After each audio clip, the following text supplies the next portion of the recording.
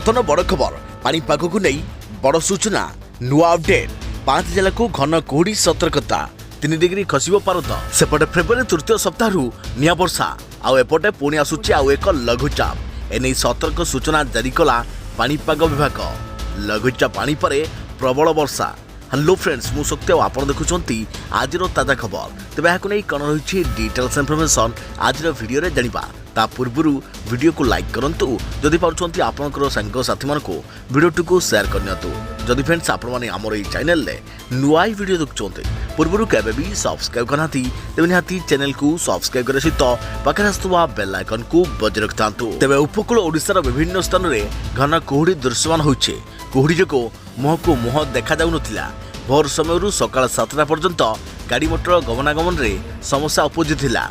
चांदवाली कटक एवं गोपालपुर रे घन कुहुड़ी प्रभाव रे जनजीवन बाधाप्राप्त होइछे।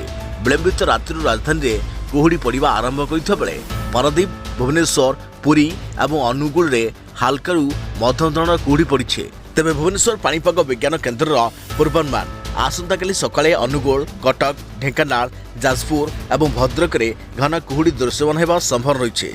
उपरोक्त जिलागुड़ी को हलदिया बा येलो वार्निंग सतर्कता सूचना जारी कर जाइछे। एथिसहित नयगढ़ खोर्धा गंजाम कंधमाल रायगड़ा एवं कोरापुट रे कुहुड़ी पड़िबार संभव रहिछे। गत 24 घंटा रे जी उदयगिरी रे सर्वनिम्न तापमात्रा 6.6 डिग्री रेकर्ड होता बेले फुलबाणी रे 9 डिग्री भुवनेश्वर रे 20.2 डिग्री एवं कटक रे 19.5 डिग्री रही। तेबे आसंता 2 दिन पर्यंत सर्वनिम्न तापमात्रा 2 रु 3 डिग्री ह्रास पाइबार संभव रही।